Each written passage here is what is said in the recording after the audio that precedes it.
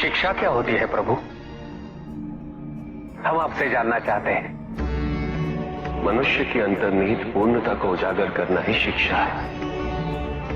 समस्त ज्ञान, चाहे वो लौकिक हो या आध्यात्मिक, मनुष्य के साथ ही रहता है, परंतु अज्ञानता के आवरण के कारण वो स्पष्ट नहीं होता। शिक्षा केवल उस आवरण को हटाने का कार्य करती है। अब प्रश्न ये उठता है कि वो आवरण हटता कैसे है? कैसे महादेव? चकमक पत्थर के अंदर छिपी अग्नि तभी प्रकट होती है जब कोई उस पत्थर में घर्षण उत्पन्न करता है। वैसे ही व्यक्ति में घर्षण उत्पन्न करने वाला गुरु होता है, जो अज्ञानता दूर कर मनुष्य को स्वयं से मिलाने का प्रयास करता है। गुरु शिष्य को जन्म नहीं देता, अपितु आकार देता है। अब समय आने ही वाला है। प्रभु, यदि आप स्वयं यहाँ कैलाश में उपस्थित हैं, तो प्रतिदिन का संध्या काल पूजन आपके समक्ष क्यों नहीं होता है?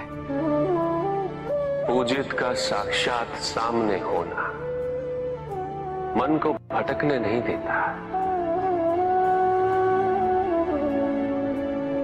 किंतु जो सच्चे भक्त हैं, भगवान तो उनके मन में, उनके हृदय में निवास करते हैं।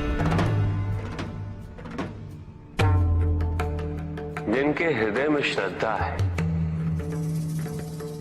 उनके लिए पूजा करने हेतु अपने आराध्य का साक्षात सामने होना अनिवार्य नहीं।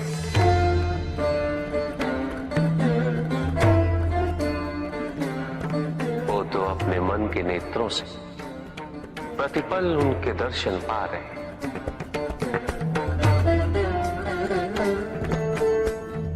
उनकी प्रत्येक अनुभूति में भगवान है।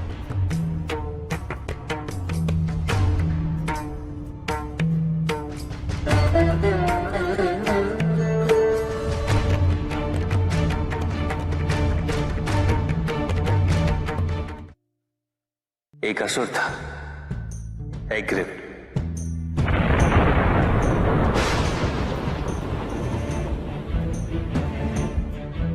एक दिन वो ब्रह्मलोक गया।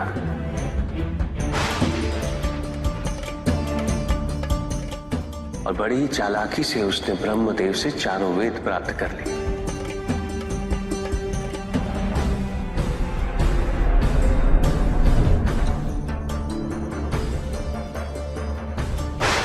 और जाके समुद्र में छुप गया।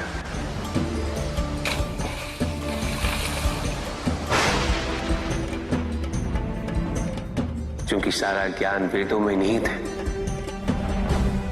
इसलिए संसार से सारा ज्ञान चला गया। जब अज्ञानता का अंधकार फैलता है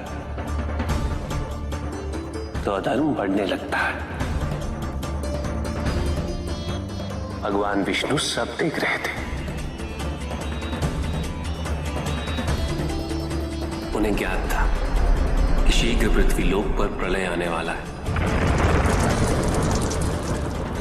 एग्रिव के साथ चारों वेद भी लुप्त होने का भय था। ब्रह्मदेव सृजन करता है। वेदों के अभाव में पुनर्जन्म की प्रक्रिया को पुनर्स्थापित करना अत्यंत कठिन। इसीलिए एग्रिव से उन वेदों को पुनः प्राप्त करना अनिवार्य था। तो भगवान विष्णु ने क्या किया? भगवान विष्णु ने एक मत्स्य रूप धारण किया। वो एक मछली बने और नदी में उतरे। राजा सत्यव्रत स्नान कर रहे थे। एक छोटी सी मछली उनके हाथ में आ गई। इतनी छोटी मछली? भगवान विष्णु? हाँ, राजा सत्यव्रत उस मछली को जल में छोड़ने जा ही रहे थे कि उस मछली ने बड़ी मछलियों का भय जताते हुए उनसे विनती की। उनसे कहा कि वो उसे अपने साथ ले चले। राजा सत्यव्रत अत्यंत दयालु थे। मछली को अपने कमंडल में शरण दे दी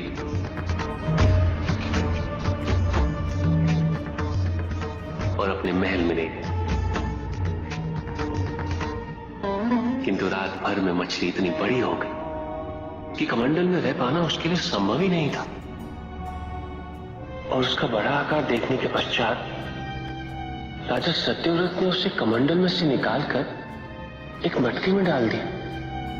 मटकी में डालने के पश्चात उसका आकार पुनः बड़ा हो गया। तो राजा सत्यव्रत ने उसे मटकी में से निकालकर एक सरोवर में रख दिया।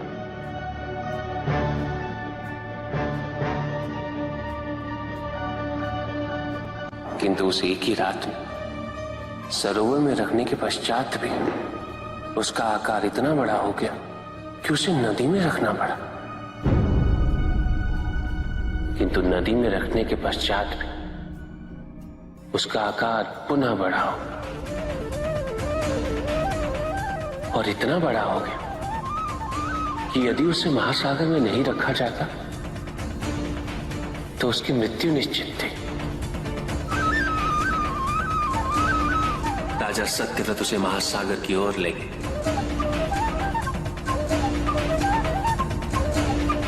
क्योंकि राजा सत्यव्रत तपस्वी थे, ज्ञानी थे, उन्हें आभास हुआ कि ये कोई साधारण मछली नहीं, ये स्वयं साक्षात भगवान विष्णु ही है। भगवान विष्णु राजा सत्यव्रत की उदारता से अत्यंत प्रसन्न थे। इसीलिए उन्होंने राजा सत्यव्रत को मत्स्य रूप धारण करने का कारण बताया। साथ ही उन्होंने सत्यव्रत से कहा कि आज से 7वें दिन प्रलय आएगा, समस्त पृथ्वी जल में समा जाएगी। किंतु आप सप्त ऋषियों के साथ साथ अनाज, वनस्पति व अशुद्धों की प्रत्येक प्रजाति के बीज और प्रत्येक पशु का एक एक जोड़ा लेकर एक विशाल नौका में सवार होकर मेरी प्रतीक्षा कीजिएगा। केवल एक ही स्थान ऐसा होगा जिसकी ऊंचाइयों को जल छू नहीं पाएगा। मैं लौटूंगा और आपको वहां लेके चलूंगा। ऐसा कौन सा स्थान था? हिमालय पर, अर्थात तुम्हारी माता के पिता हिमालय। फिर क्या हुआ? ऐसा कह के भगवान विष्णु समुद्र में चले गए और अपने मत्स्य रूप में उन्होंने हिग्रीव को ढूंढ निकाला। उस दुष्ट का वध करके वेदों को पुनः प्राप्त कर लिया। तो क्या प्रलय आया? हाँ, ठीक 7वें दिन। किंतु भगवान विष्णु के आदेश अनुसार राजा सत्यव्रत एक विशाल नौका में उनकी प्रतीक्षा कर रहे थे। तभी विष्णु जी एक सींग वाली विशाल स्वर्ण मत्स्य रूप में प्रकट हुए। नौका को मत्स्य से बांधते हेतु सर्पराज वासुकी का प्रयोग किया गया और विष्णु जी ने अपने वचन अनुसार उन सबको हिमालय तक सुरक्षित पहुंचाया, ताकि प्रलय के पश्चात वेदों के आधार पर संसार पुनः बसाया जा सके।